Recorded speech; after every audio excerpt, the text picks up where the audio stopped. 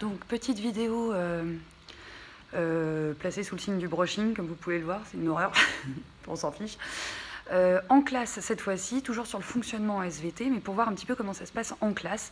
Alors je vais insérer des séquences du travail concret en classe, et puis je vais vous montrer 2-3 petites choses. Alors pas tout vous montrer parce qu'il y a beaucoup d'objets dans cette salle et que du coup on va pas réussir à faire le tour, mais au moins vous montrer rapidement ce que j'ai mis en place pour faciliter le travail des élèves. Bon, alors déjà, on va présenter un petit peu la décoration de la classe. Donc vous voyez une vue d'ensemble, pas mal de décorations, de choses affichées, etc. Alors certaines qui sont purement décoratives, d'autres qui sont à visée pédagogique. On a le temps. Ici récemment, j'ai fait un petit mur de la pensée positive que certains élèves lisent. Je ne les ai pas spécialement prévenus, il y en a qui regardent. Sur comment essayer d'avoir des pensées positives et constructives plutôt que se dire perpétuellement qu'on est nul et qu'on ne va pas y arriver. Pour différentes affiches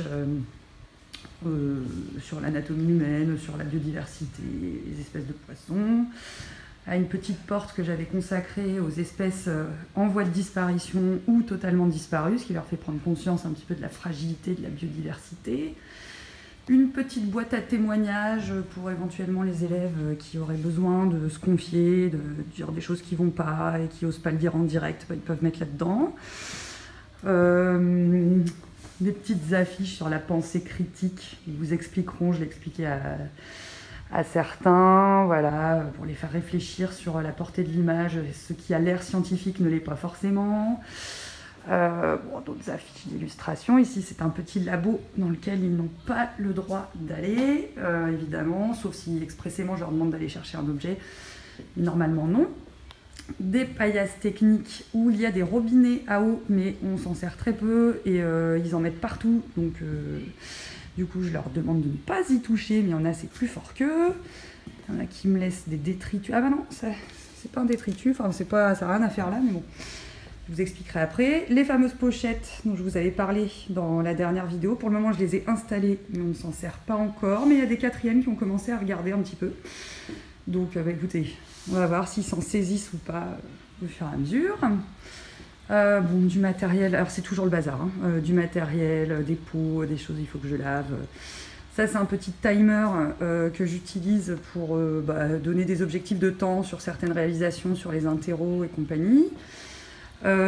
Du matériel de mesure, un baromètre, c'est le bazar. C'est super, je fais une vidéo, j'ai rien rangé, c'est parfait.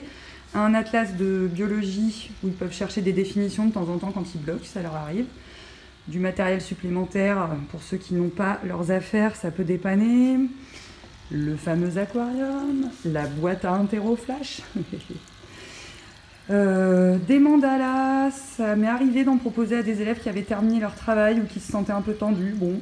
J'ai toute une série d'animaux en mandala, des magazines naturalistes que je leur prête, notamment pour le quart d'heure lecture, si jamais ils n'ont pas leurs affaires, et ça c'est pas bien, mais bon qu'au moins ils aient quelque chose à lire, ou alors des élèves qui ont fini le travail avant les autres.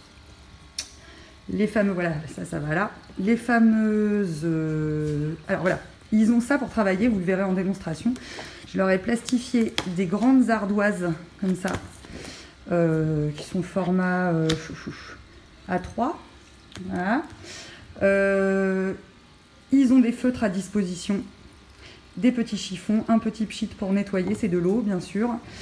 Donc ils peuvent, s'ils ont besoin de faire des schémas, des croquis, si ça les aide à travailler, et ben, ils peuvent s'en saisir. Et évidemment la règle c'est qu'ils rangent tout à la fin, ce qu'ils font très bien, vous verrez. Ça c'est des pochettes, les fameuses pochettes plastiques dans lesquelles ils peuvent glisser les documents cartonnés, les documents de travail.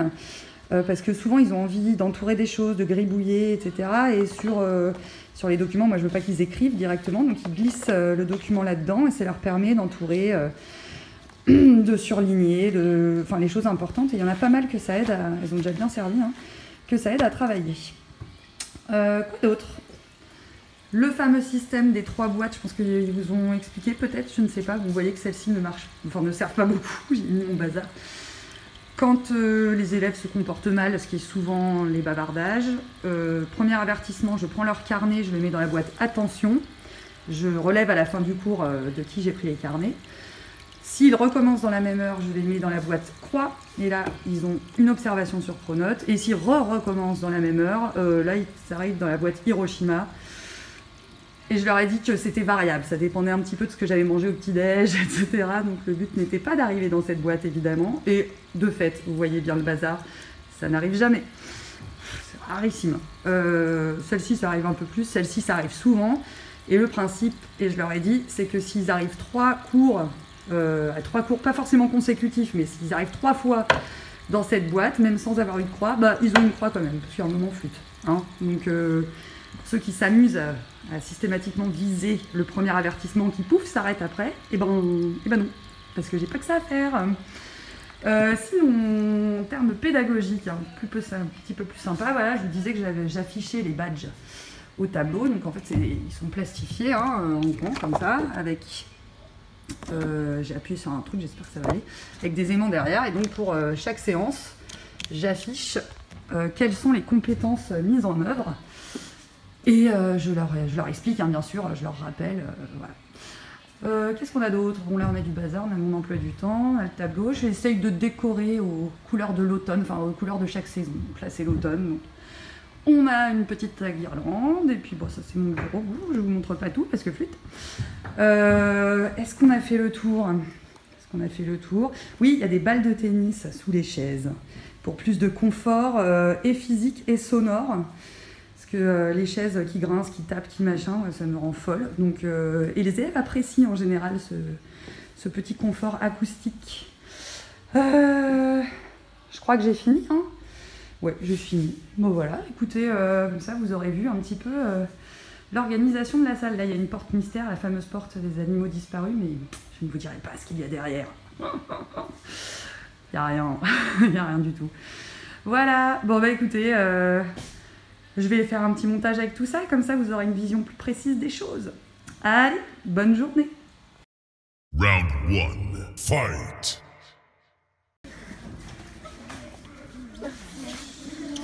Bonjour. Bonjour. Bonjour.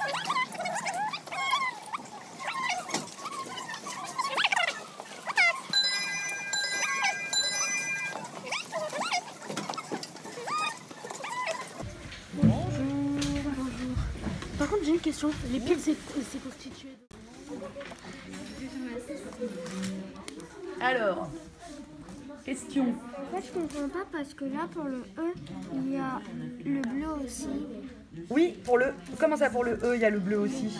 Bah, là, par exemple, le B, il est déjà sur le 2. Ah, le 2 millions d'années? Oui, mais pour le rose, on met quoi? Eh ben, le rose, regarde.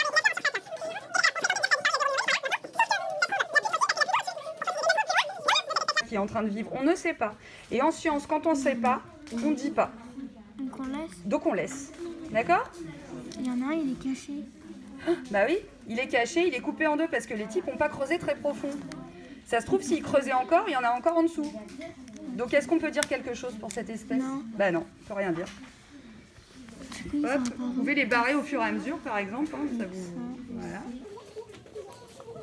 Alors là, du bon usage de l'ardoise, ils ont pris des notes, bravo, excellent. Ça va les garçons? Oui. Nickel.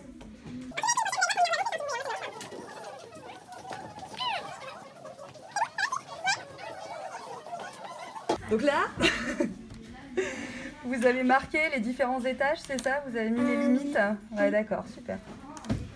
Et une petite ardoise en plus. Alors vous avez le droit d'utiliser le côté coloré, c'est comme vous préférez, soit blanc, soit coloré. Alors c'est blanc, c'est plus très blanc, mais...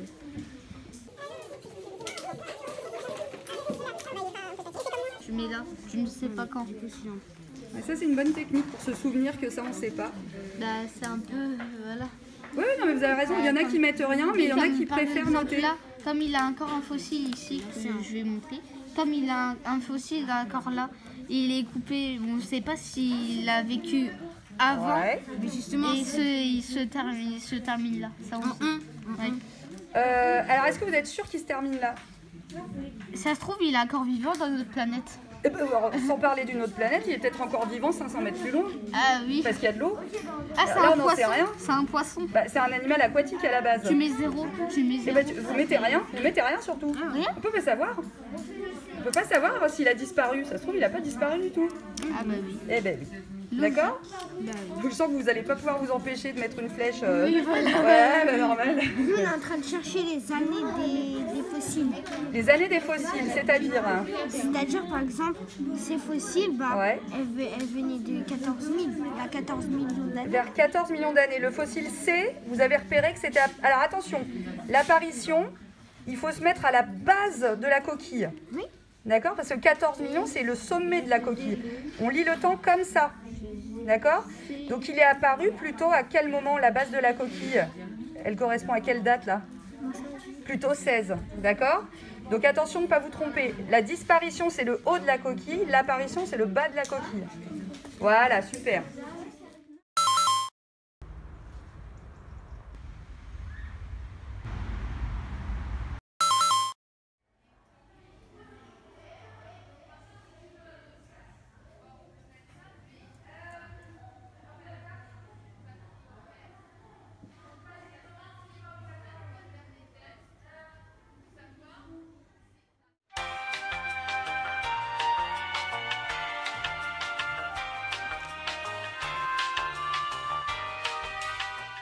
Réfléchissez, il faut faire alternativement l'un et l'autre. Après, c'est à vous d'en déduire ce que ça signifie. D'accord? Allez-y, faites comme si j'étais pas là. Yes.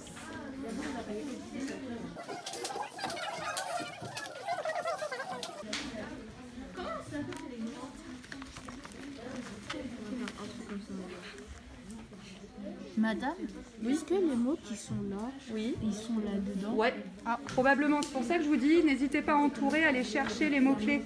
Moi, je mets les...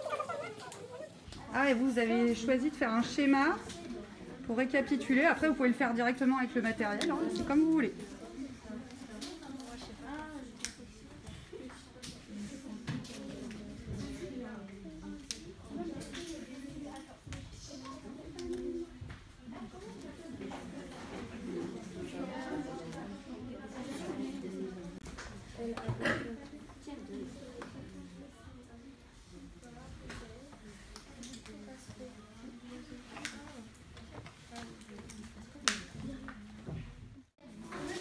Oui.